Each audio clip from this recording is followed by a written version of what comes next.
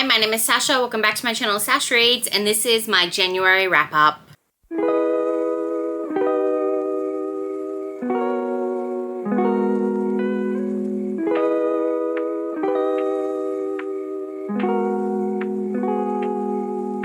Okay, I'm going to try and make wrap-ups a thing this year. Fingers crossed. I know I say that every year and then kind of fall off the bandwagon, but we're going to try. So I'm here, I'm filming it. Let's talk about the books I read in January. I read 17 books all up and I DNF'd one, which I'll talk about soon. 17 books I feel like is pretty good considering I did go to Adelaide for 4 of those days and went to a book event and I met all my bookish besties, and yeah, January was a really good month. So let's get into some stats, shall we? So like I said, I read 17 books. 8 of them were ebooks, 3 were physical, 4 were audio, and 2 hybrid reads. So I was reading them physically and then I was listening to them separately, like not together. That adds up to 17, I believe. 8, 2 is 10, 3, 4 is 7, 10 and 7 is 17. I read from 4 BIPOC authors. 5 of the books had queer representation. I own 9 of the books, which is really exciting, even though I may have read them before I owned them, but I did end up owning them once the month had finished. 6 of them were ARCs. 3 of them I got from Libby or KU. 1 of them was a physical library read, and 5 books were for an event that I'm going to or have been to already this year. So that's almost it for stats. I had 2 3-star reads, 1 3.5 star, 1 3.75, 7 4-star reads, 2 4.5 star reads, and 4 5-star reads. I am going to do something a bit different. This time I'm going to talk about the books ascending star rating instead of when I read them.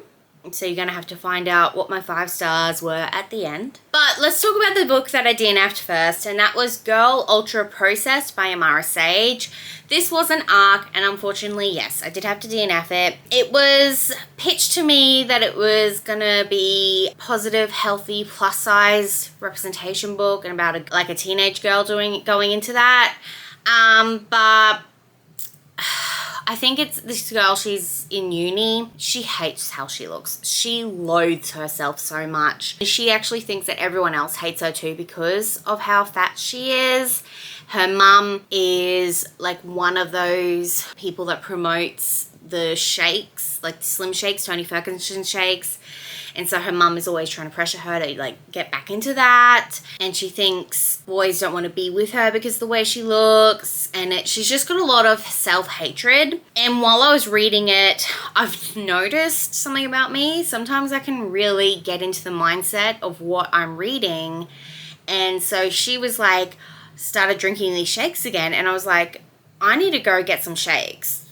Obviously, and then I was like, what the fuck? That's not what I want to think. That's not how I want to think. That's not how I want my kids to think, that what their size is how much people should love them. So I'm like, nope. I'm going to put this book down for my own mental health. The ratings on it, everyone is loving it. So I don't know if it's just a me thing. I'm sure at the end of it, there would have been some positive result, she flipped back on herself. Plus, she had this weird thing where she would catfish people online too. She would make AI pictures of herself but thinner and looking like a influencer, and then go into dating apps and pretend to be that person. I don't know. I got to a quarter way through the book and I'm like, nah, I can't do this. So that is it for the DNF. My first 3-star read was Fuck Roses by Sarah Kate. I got Illicit in the mail, which is a bind-up of her 4 novellas, and Fuck Roses was in that book. This is a bachelor-style book. The runner-up and the cameraman get stuck on this island because there's a tornado warning or a storm warning or whatever, and they do it, and there really was not much plot whatsoever. It just felt like this is one of her earlier books. This is nothing on like praise level or like Salacious Players Club whatsoever. Like this feels very, very early Sarah Kate. So I'm going to give her the benefit of the doubt. But yeah, it's just not something that I would really recommend anyone to read. The next 3-star read book was Indigo by Crystal Veitch. This was an author I thought was going to a romantic affair in Adelaide.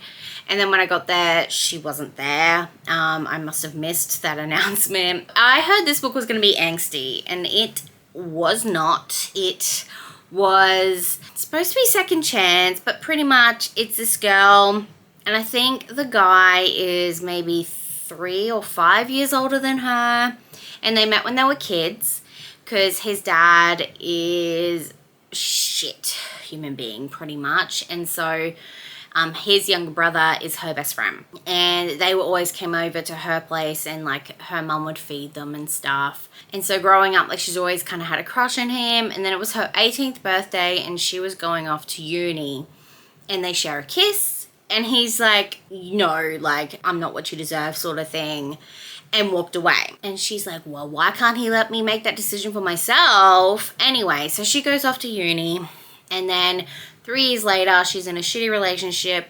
Her mum comes and visits and notices her boyfriend being really abusive. I think he's an ex-boyfriend now, actually, but he's still being quite abusive to her. So she's like, come home. I think she goes on one more date with this guy just to, like, see what he's going to say sort of thing.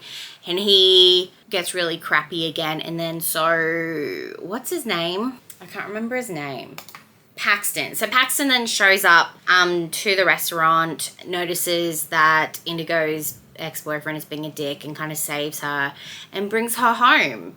And she's like, what the fuck? Like, why are you acting like this? Like, you told me 3 years ago that you wanted nothing to do with me. And then it's kind of just head first dive in to this relationship. He sets her up in the house next door to him because it was empty, and he's like, the man who used to own it is gonna let you rent it until you find a place sort of thing. But then, like, she's got no furniture, so he just buys all this furniture for her and just moves it in. Like, they don't talk. It's not miscommunication, it's just no communication, but they do have lots of sex.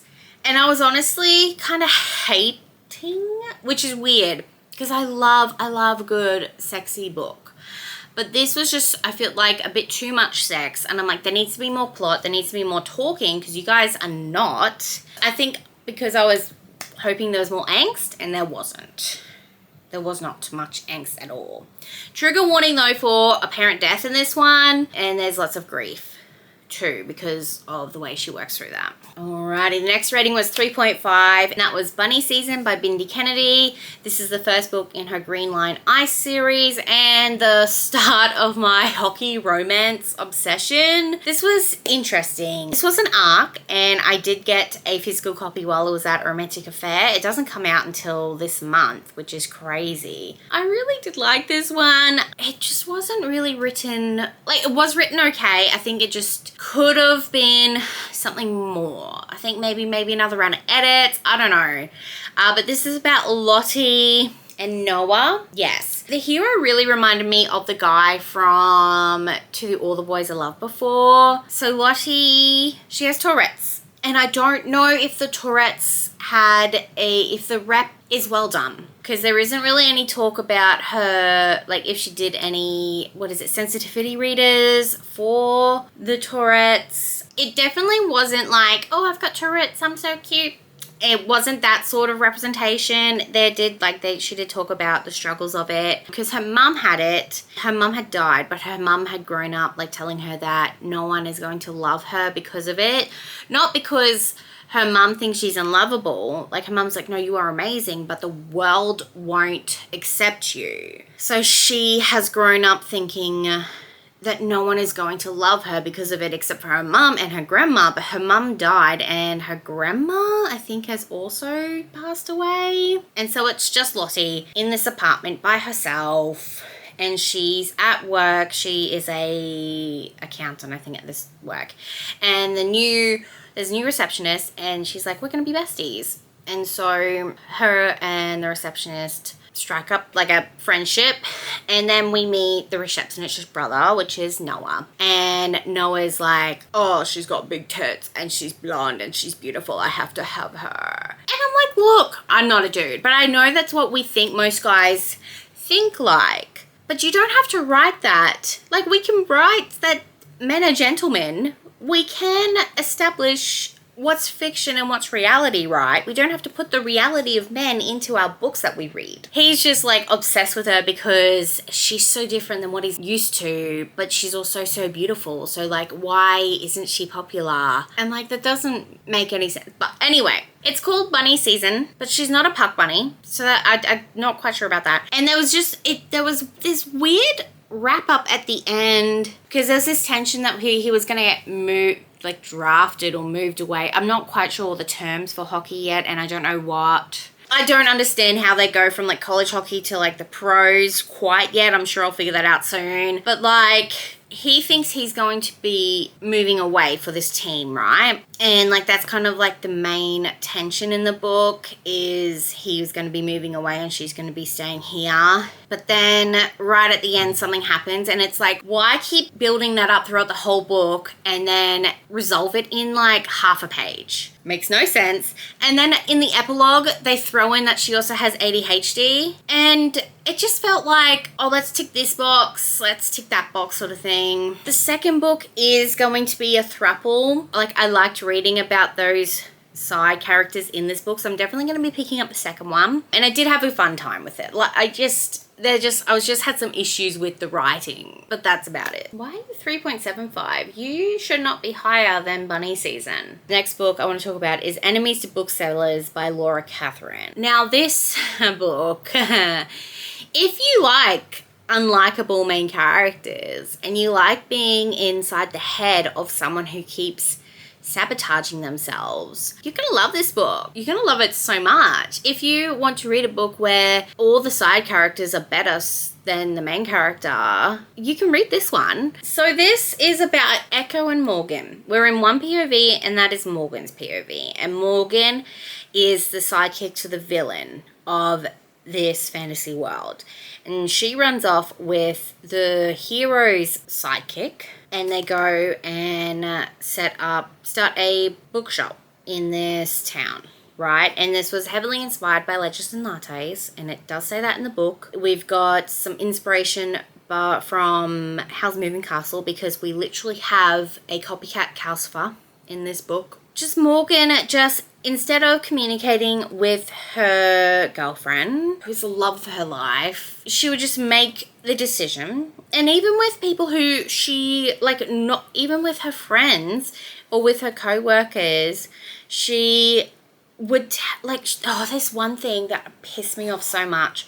So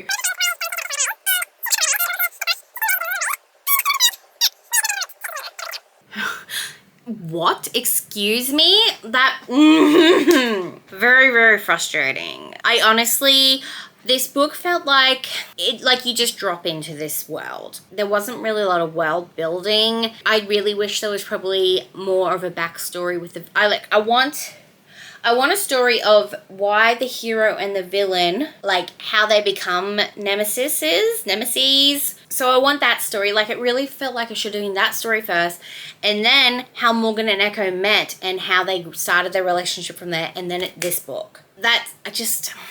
And I don't think we're going to get them, which is very frustrating. That's all I'm going to say about this one. Alrighty, we've got 7 4-star books to talk about. So let's start with Crumbs by Denny Sterling. This is a graphic novel, and this was cute. Usually I read graphic novels in like one day, one sitting, but this one, no. This took a couple days, and it's about this witch who's sort of like a seer, and she wants to get this job with like this council. One of the stipulations of the job is that you can't remember what happens when you're at work. Like, when you finish work, you forget all memory of what happened at work, and so you can't talk about it with other people, which makes sense. When she's an intern, she can still remember some things, and she meets this guy at this coffee shop or bakery. It's like a magic bakery. Meets him, his group of friends, and it was kind of annoying the way that they would just make up their mind, like what they think the other person needs and what the other person wants instead of talking to them. I didn't like that.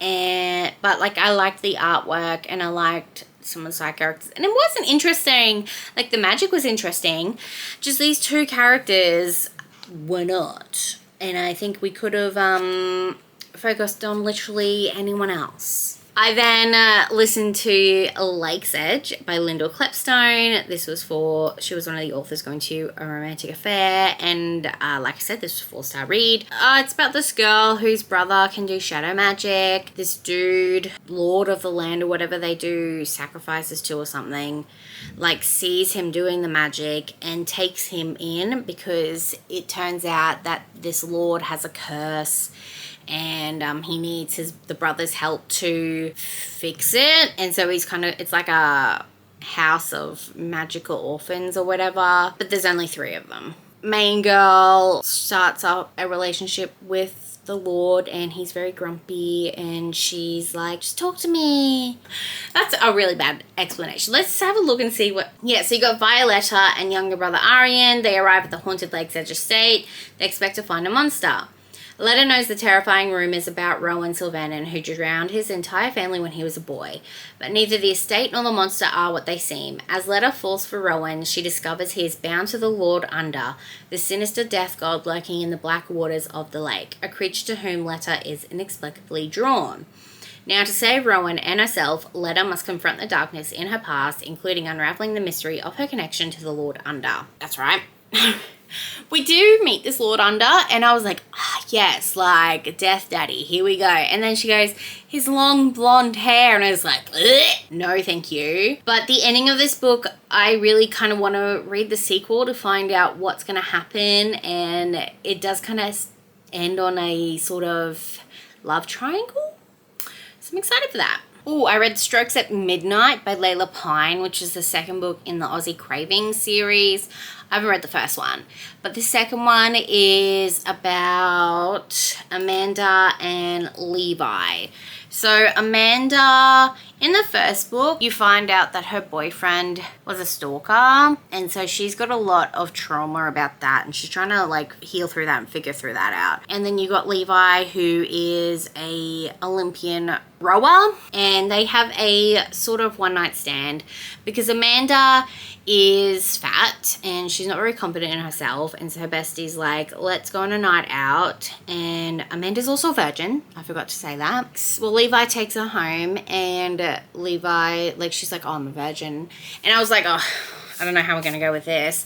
But it was actually really cute because Levi's like, all right, well, we'll play this game. We'll play like I want.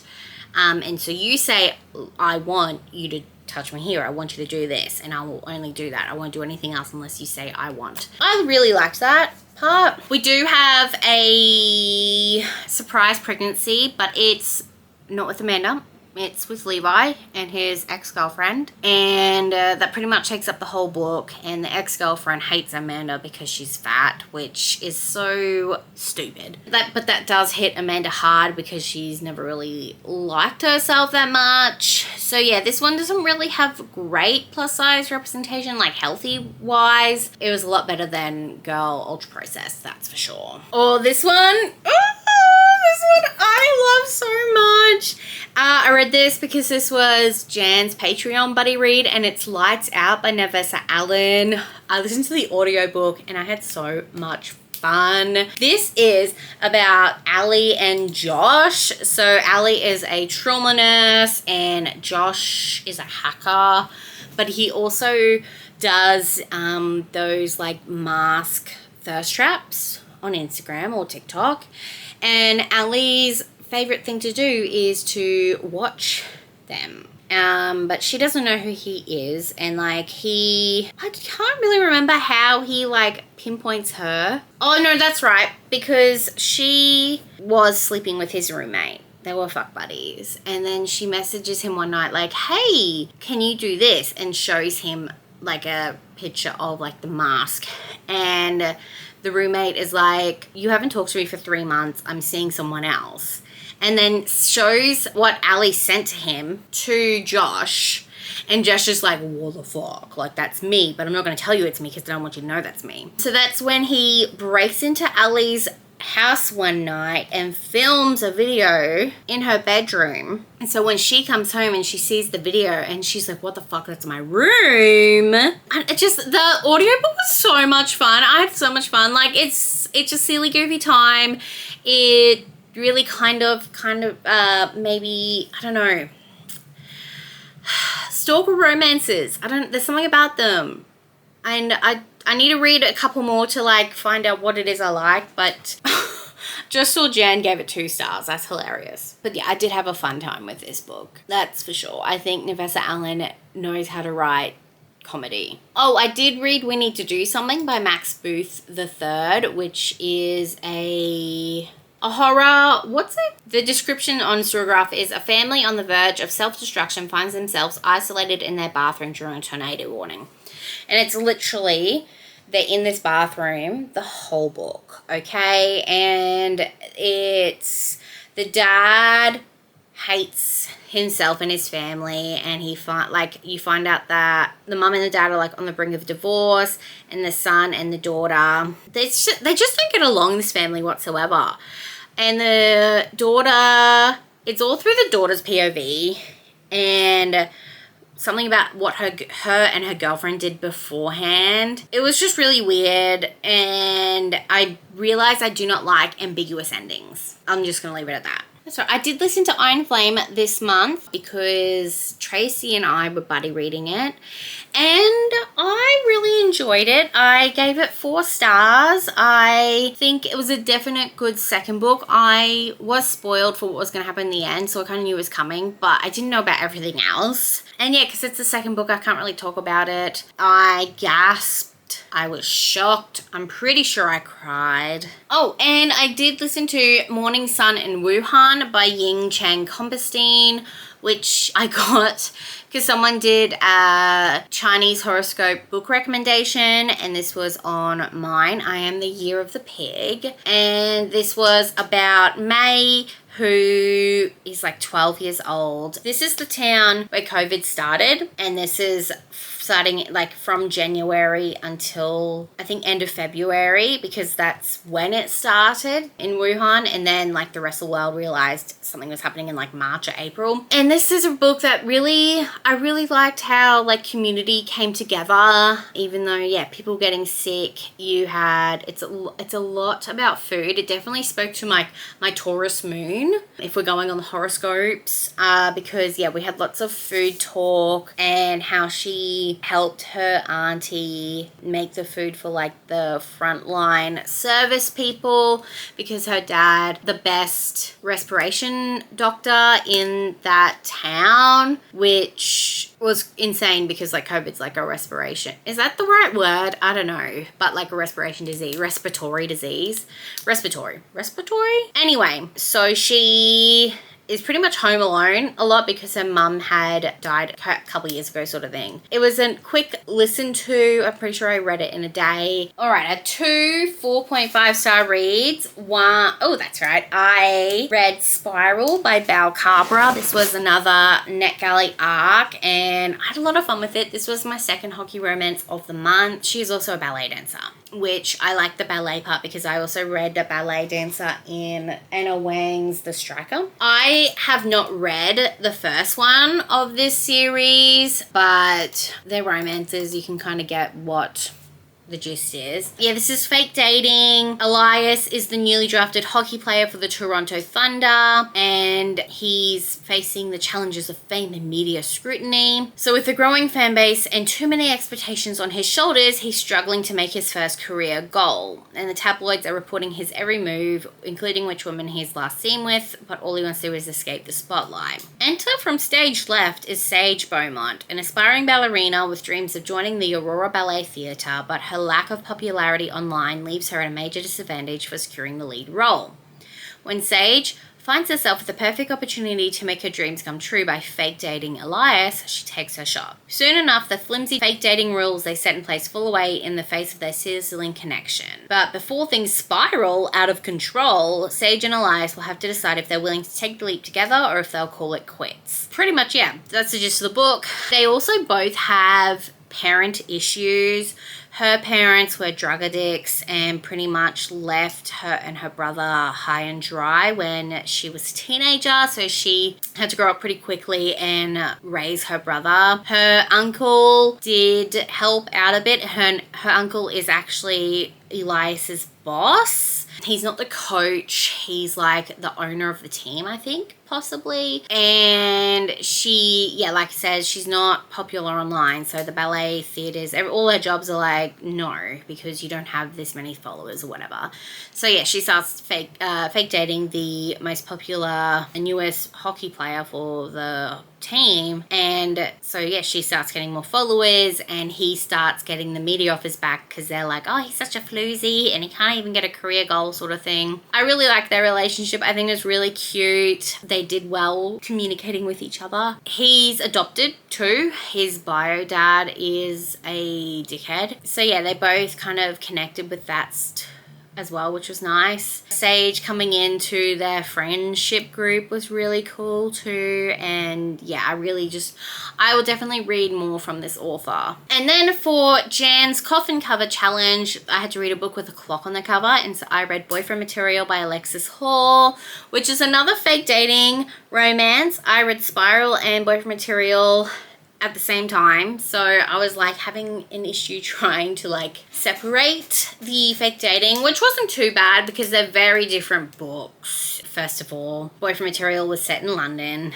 and it was a lawyer or a judge and the son of a rock star. And so you've got Luke, who his dad walked out on them when he was like 3, I think, but he never really got away from the son of the rock star status, and he's always been photographed when he's made some pretty bad decisions. And he's working for a non-profit organization for the dung beetle. A lot of the sponsors of this event that they're trying to do has dropped out because they've seen Luke on the news doing some shady stuff, and Luke's like, well, no, his boss is like, bring them back or you're fired. And so he starts fake dating Oliver, who is a barrister actually, and so him and the barrister start getting photographed in proper areas, and that's pretty much, yeah, them trying to getting those sponsors back. And then Oliver's always kind of liked Luke. You don't get Oliver's POV whatsoever, so, but I feel like it was a thing of he always thought Luke was attractive, and so when he finally got a chance to fake date him, he's like, hell yeah. He says it's because he needed a partner for his parents' anniversary dinner, I think. I can definitely see why it's for fans of Red, White and Royal Blue, because yeah, I did get the same sort of vibes. Yeah, I think I definitely will continue with this series because I think we've got Husband Material next. But yeah, they both have issues. They both have a lot of issues that they need to work through, but I still really liked them together. Alrighty, let's get to my 5-star reads of the month. There's 4 of them I want to talk about. And the first one, let's go with Onyx Storm by Rebecca Yarros. I did not expect to read this the same month it was released, okay? Because it took me over a year to read Iron Flame. But my husband, my beautiful husband, he is a romantic-y girly. So he was listening to this as soon as it was released. And he's like, Sasha, I need to talk to you about it. And I'm like, well, I'll need you to finish the audio so I can. And he's like, no. And I'm like, well, my special edition doesn't come until February. And he's like, nah, not good enough. So he went and bought me a physical paperback copy for me to read while he was listening to the audio. I love that so much. I love him so much. I read this, and this was my favorite Fourth Wing book. I don't know why people are not liking it. It was non-stop. There was really no rest period anytime. We got to see so much more of the world and so much more of the dragons. Yes. I really enjoyed this. I don't really want to say much because it is the third book in the series. I'm scared for everyone. And yes, I also read I'm Not Really Here by Gary Lonesborough. This is actually one of the books I have here with me.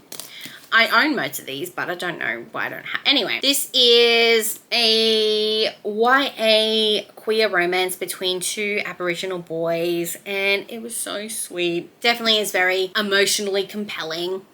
So you got 17-year-old Jonah, who has moved to this new town. It's his dad's hometown. His mum died a couple years ago, and so he's still trying to work through the grief of that. And he meets Harley, who is cute. And Harley's like, oh, do you play football? And Jonah's like, yeah. Jonah does not play football. So yes, Jonah starts playing football with Harley, and it's just their budding romance. And then also, like, there is some homophobia in this because Harley's not out, but like it does tie up in the end really nicely. And it was just, yeah, it was very beautiful. I really enjoyed it. And I think I like this more than The Boy from the Mish, which is probably very controversial. My top 2 books of the month. I don't know which one I like more, which is very sad. But we'll start off with Bat Eater by Kylie Lee Baker. So this was my first book of the year, and it was 5 stars. This book. So this is about Cora Zhang, who is a crime scene cleaner in New York in the height of COVID, okay? She is Chinese American. She gets a lot of hate from the white people because of what she looks like, but then the Chinese don't really claim her either because they know she is part American. So yeah, she's kind of stuck in limbo. She did witness the gruesome death of her sister a couple months earlier, okay? So now it's present day, and she's noticed that a lot of these crimes she's been cleaning have all been Asian women. And there's been lots of calling cards, which is bits and pieces of bats, okay? Being Kylie Lee Baker, she does throw in a ghostly twist, and I loved it so much. I really want to reread it already. I really enjoyed it. And yeah, I really hope for people who didn't want to read her YA stuff, I hope they really do enjoy her adult debut because I think it's worth it. And then last book I want to talk about is The Sirens by Amelia Hart. This was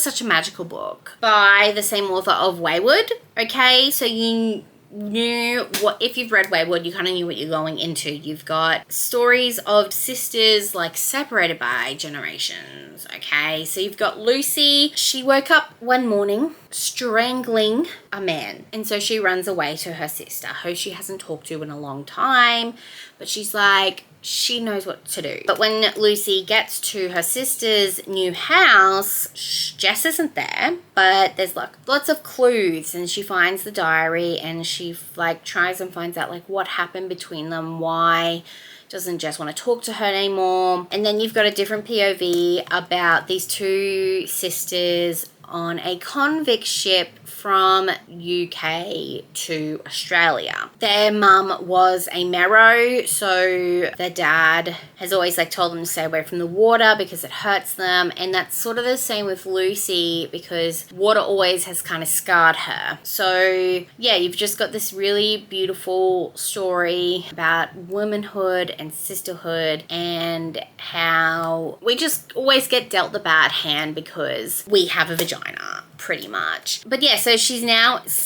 now in this small town, and she's talking to the neighbors, and she's finding more about what happened on this convict ship and also about what happened to her sister, and secrets get unveiled, and I don't want to spoil you, so I'm not going to say anymore. I really enjoyed it, and I think Amelia Hart is definitely becoming a new favorite author. Okay, that was 45 minutes of me talking, so I'm gonna stop now. Thank you so much for watching. Let me know down below what was your favorite book that you read in January, and if you have nothing else to say but you want to say that you were here, please pop a mermaid emoji in the comments below for The Sirens. Don't forget, if you want to be my friend, you can add me on Goodreads, Instagram, and Storygraph. It's just @sashreads. And if you want to see more of me, don't forget to like, comment, and subscribe. Thank you so much for watching. I hope you have a wonderful, wonderful rest of your day. I'll see you next time. Bye. Bye.